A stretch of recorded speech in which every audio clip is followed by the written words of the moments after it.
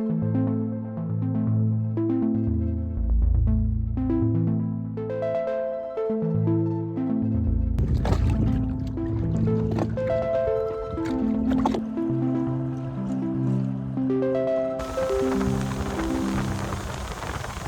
up, YouTube?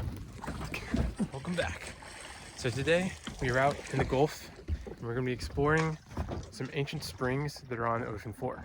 Now, the karst and limestone features that you typically associate with Florida springs that are inland also extend pretty far offshore. It can attract a pretty amazing abundance of marine life. So our visibility is only about 10 feet right now, but it should get better as the day goes on. So I'm gonna get suited up, we're gonna get in there, see what we can find. I'll see you out there. I'll let you know. Sweet. There's probably some fish in it. All right, I'm gonna get suited up. My friend Joe, not to be confused with me, Joseph, borrowed his friend Johnny's boat, that's a lot of J names, sorry, to take us out to explore some limestone features on the ocean floor about 20 miles offshore Florida's Gulf Coast. Now, I refer to these massive sinkholes or pits as springs a handful of times in the video, as that's what most of the locals call them, but there's a bit of nuance to that, as you'll see. I was stoked to explore these unique environments, but I really had no idea what to expect.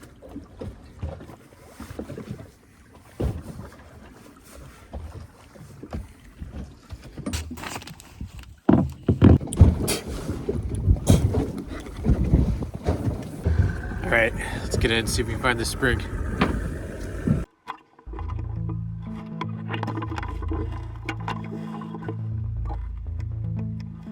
As I hopped off the side of the boat, I was met with a murky sea of green. The water was cold, about 65 degrees Fahrenheit, and I was glad to have every piece of warm gear on that I owned. The visibility was not great, and the anchor line of the boat ran down into a hazy abyss. The boat's fish finder told us we were over a huge hole, but I couldn't see far enough down to catch a glimpse of it.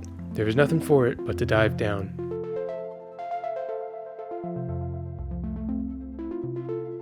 I followed right along the anchor line for what felt like way too long, until finally the ocean floor came into view.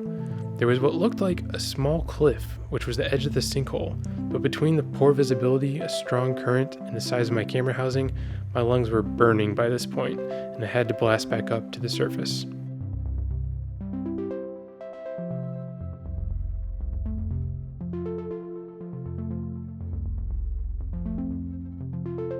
At this point, it was clear the conditions were anything but ideal. I wanted to give it the old college try, so I grabbed another breath and dove down.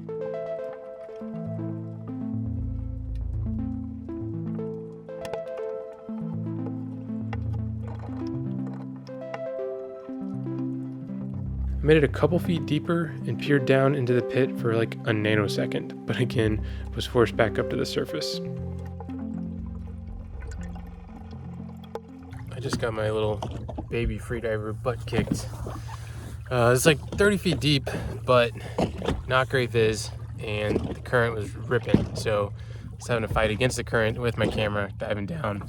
And I could see that the spring, which is kind of like this giant pit. I think it's like 30 feet across, and it's a pretty neat feature on the ocean floor, but I just couldn't really stick around. So I did bring scuba gear, but I think I'm gonna save my air. We're gonna head out to another spring. Conditions should be continuing to get better as the day goes on, so at least at that point I'll be able to scuba down and see what we can find.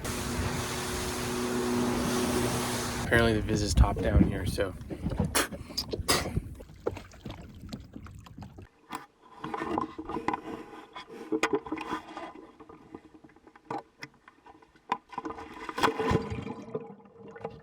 as soon as my face went below the surface, I could immediately see the bottom, about 30 feet below.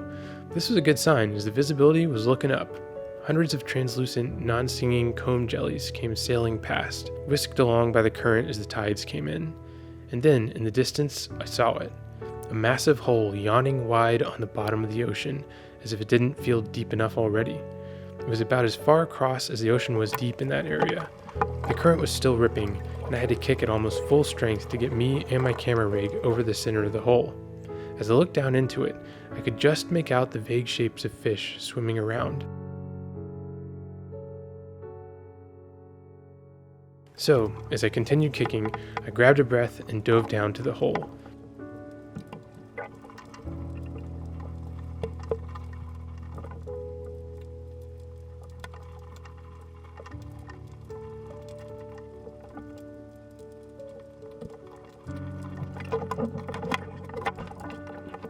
hole was alive with fish of all different species.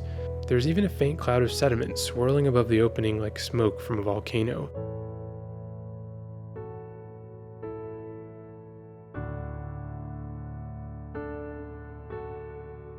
I already had so many questions, and it was clear I wasn't going to get sufficient answers freediving, so I headed back to the surface to switch over to scuba.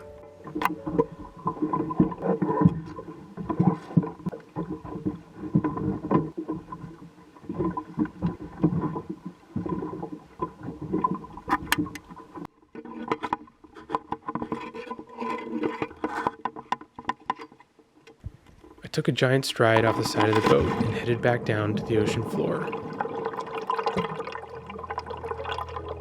In the sandy flats, a little ways from the hole, there were what looked like tiny bushes. These are likely some species of macroalgae, but beyond that, I really have no idea. It was neat to see them bending to and fro as the underwater winds ripped across the open plains. As I got closer to the hole, I started to notice more and more coral features, like this thick stump of coral. As I ascended slightly, I could see that the entire hole was surrounded by a field of coral, sponges, and limestone. What from the surface had looked pretty nondescript was slowly revealing itself to be teeming with life.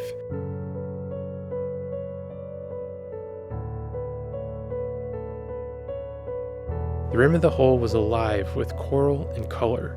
Although it wasn't always easy to see through the green haze, I could tell this was a vibrant world. Oranges, purples, reds, and yellows were scattered everywhere as tiny fish darted about and sea urchins stuck out from cracks in the limestone. The rim of the hole formed a large shelf, with all the colorful corals stacked up on top like toys in a childhood bedroom.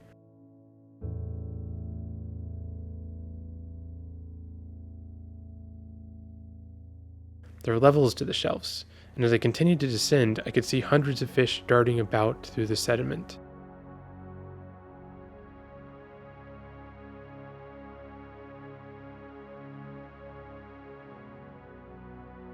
There were mangrove snapper, sheephead, and several species of grouper, all finding refuge in the space between the limestone.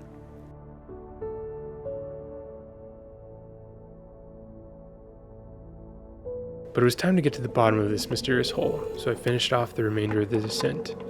I was surprised by what greeted me at the bottom. A massive pile of sediment was in the center of the pit at about 60 feet below the ocean's surface. On top of it was a single horseshoe crab and what looked like a silty coral graveyard.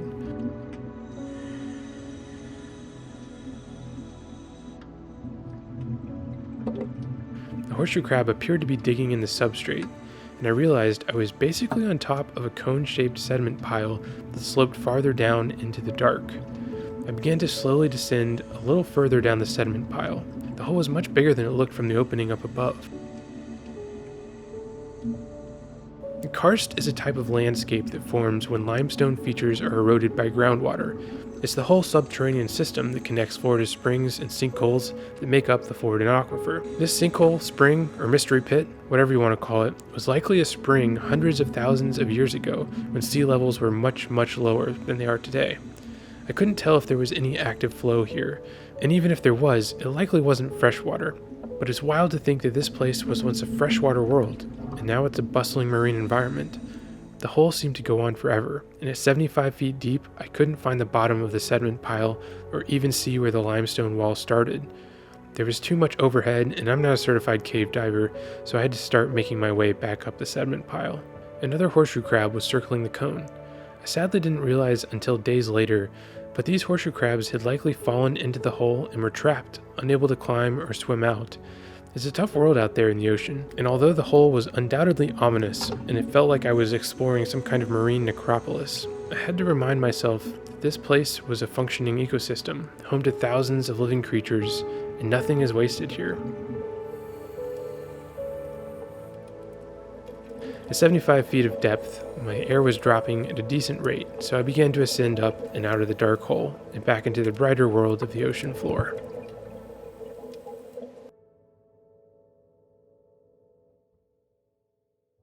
I took some time to check out some of the fish species that were circling the ancient spring. Sheephead were particularly abundant.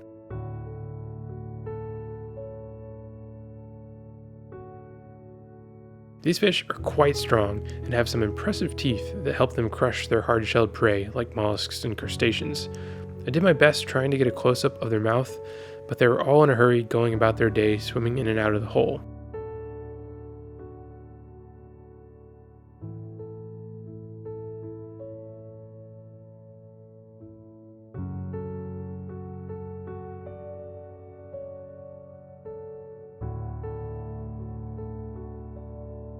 Someday I will get a shot of a sheephead's mouth, but unfortunately it is not this day.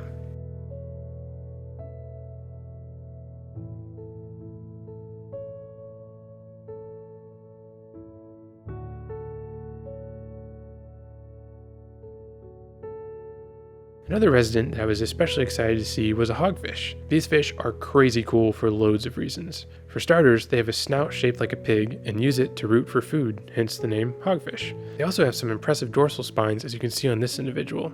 And lastly, they all start out as females, but then as they get older and larger, they can become males.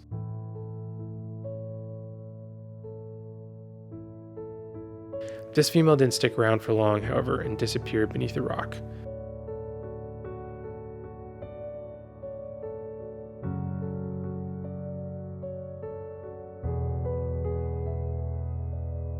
I also noticed a few small bright purple and yellow fish hiding out amidst the coral, but they were quite shy and this is the best shot I got of them.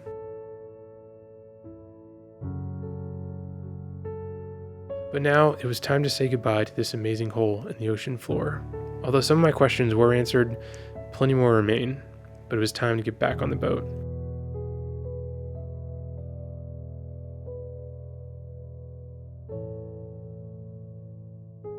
As soon as I got back on the boat, however, Joe told me a huge greater amberjack was hanging out, so I ditched the scuba gear and dove back into the water. Sure enough, I spotted him right away.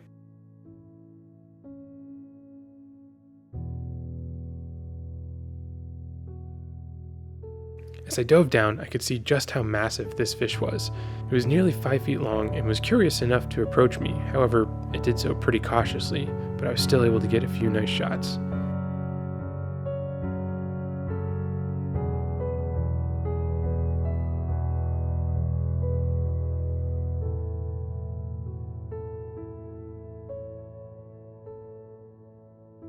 This was a nice conclusion to the exploration of this offshore hole.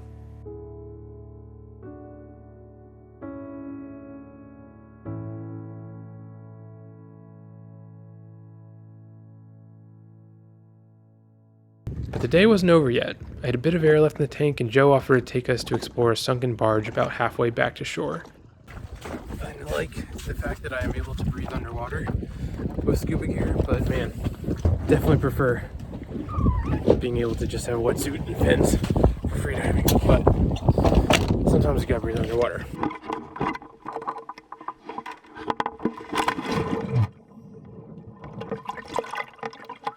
Despite the winds picking up, the Viz was still holding strong. I could see the vague outline of a ship looming about 20 feet below me, and I made my way down to it.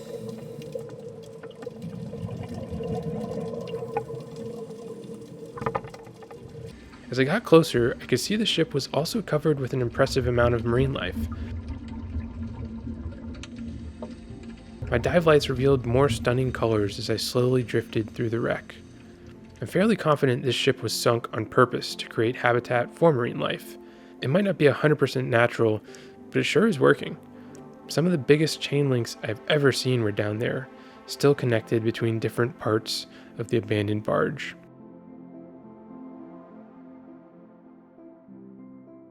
It was an odd collage of metal and coral, as the structural braces were totally encrusted with an incredible variety of marine organisms.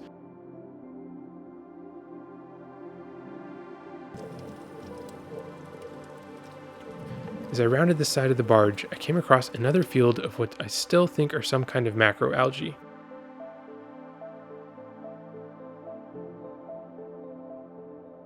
But the field quickly gave way to wreckage as I came upon a deep crack in the barge. Another hogfish appeared in the gap, and I did my best to follow after it.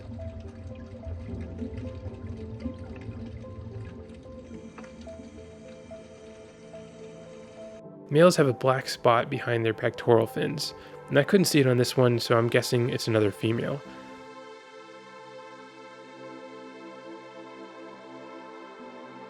As the hogfish started off and I came up over the top of the barge, a decent-sized school of spadefish came sailing past me on either side.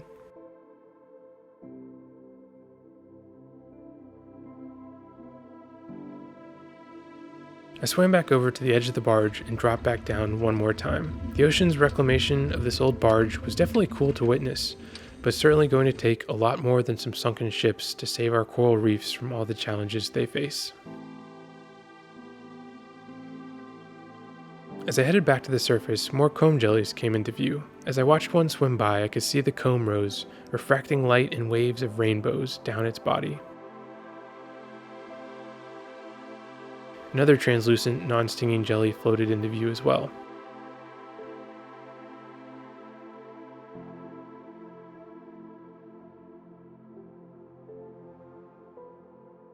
By now, we had been on the water all day, and as the wind and waves continued to pick up, it was time to head back to shore and end this adventure in the Gulf.